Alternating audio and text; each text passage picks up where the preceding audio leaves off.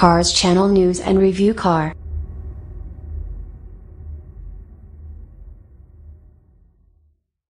(2017) McLaren 570S Review. The McLaren 570S is a proper super sports car in every sense of the word, but is it enough to tempt prospective buyers away from the likes of Ferrari and Lamborghini? Mention the name McLaren in most circles and you'll find people automatically start to conjure up images of Formula One racing. But the fact is, McLaren Automotive, the sister company to the Formula One business, currently offers more road-ready cars than Ferrari. And this from a division that only kicked off in 2010. McLaren might seem like a late starter in the sports car business, but celebrated driver and founder, the late Bruce McLaren, actually designed, built and drove the McLaren M6P GT prototype in the late 1960s as part of his plans to diversify and start building road cars. Based on the successful M6 Can-Am chassis, it was not only quick, but people at the company's HQ could hear him coming from about 5 miles down the road, according to McLaren's daughter, Amanda. Unfortunately, the road car project was shelved when McLaren was killed while testing the M8D race car at the Goodwood in the UK in 1970.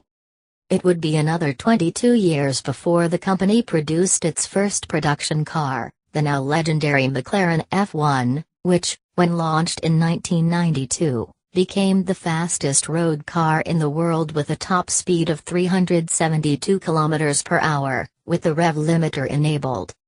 But that was a limited production run of only 106 units. Higher volume models didn't appear until 2011, when McLaren launched the cutting-edge MP412C, later simplified to just 12C. Here was a blisteringly quick, lightweight, carbon fiber rocket ship armed with a serious 441 kilowatts and 601 Newton-meters from its 3.8-liter twin-turbo V8. It was capable of going from standstill to 100 km per hour in 3 seconds flat, with a claimed top speed of 333 km per hour. McLaren had more than dipped its toe into the supercar arena, so in 2011 it launched its 3-tier product strategy under Sports, Super, and Ultimate series, in order of outright performance ranking and price point. At the top of the tree sits the Ultimate series, the domain of the limited production, hybrid-powered P1 and track-only P1 GTR, boasting a raft of Formula One tech and mind-blowing performance. All 375 units were sold out in 2013, with production ending in 2015. The middle-ranked Super Series features the viciously quick 650S, Spider and Coupe, as well as the track-ready McLaren 675 LT, possibly the most accomplished road-legal track cars we've ever driven. Entry-level in the McLaren road car range includes the 540C Coupe, 570 GT and the 570S, the most high-powered model in the sports series.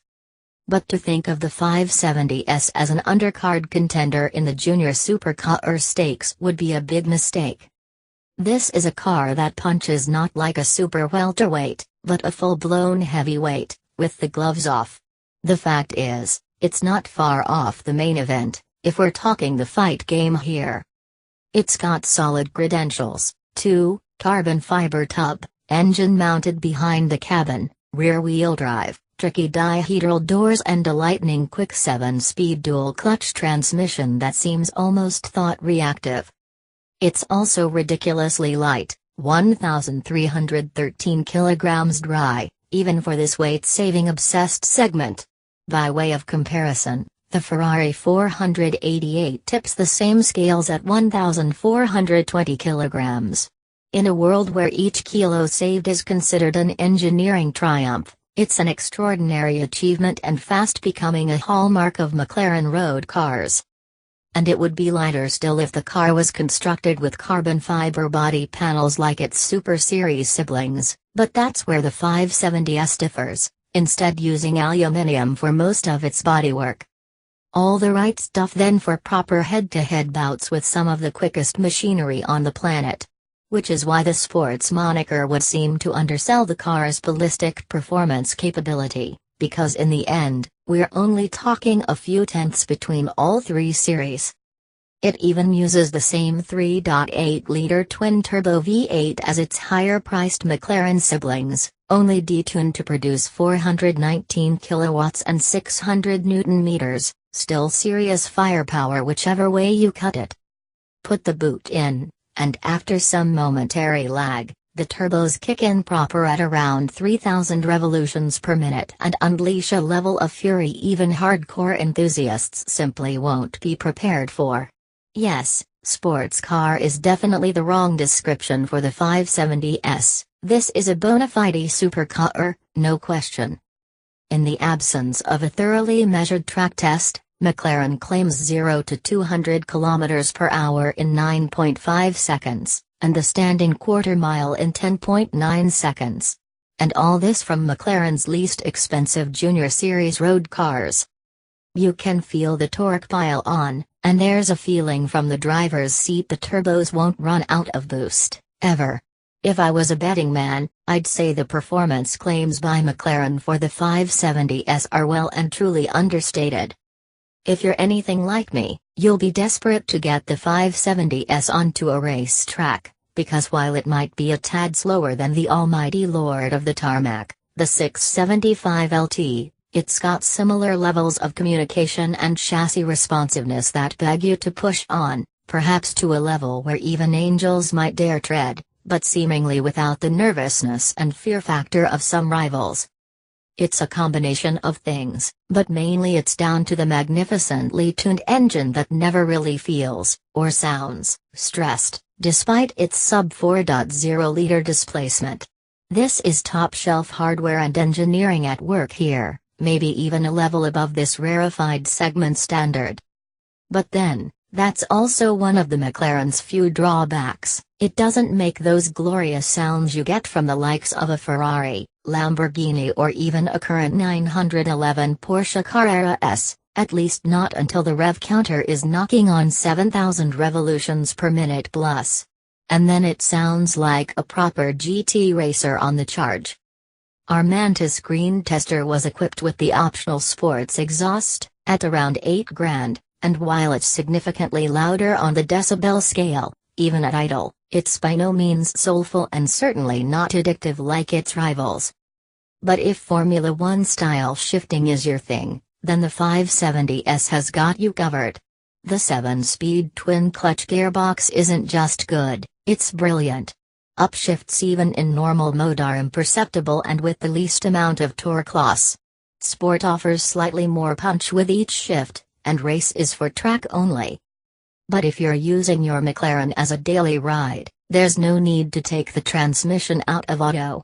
Even dawdling around at speeds as low as 40 km per hour approaching a school zone, it will drop 3 gears in a matter of tenths, with throttle blips to boot, far quicker than I could have pulled the pedals. Where the McLaren 570S loses a point or two for its lack of a thrilling exhaust note, it more than makes up for it with its all-ball styling. It's got tons of presence, especially in this color. The dihedral doors are a special feature, and we couldn't imagine anything else, but as a daily, it can get a tad tiring. Inside, it's nowhere near as spectacular as any of its rivals. There's little if any bling to speak of, but all the materials are top-notch and finely crafted. The steering wheel is refreshingly devoid of even a single button or switch, and if Bruce McLaren was still with us, I bet he would have wanted it exactly that way. The infotainment system isn't anything to write home about, but at least it's better than I remember in the 12C. All the important stuff is there though, including a high-res digital instrument display and beautifully fashioned,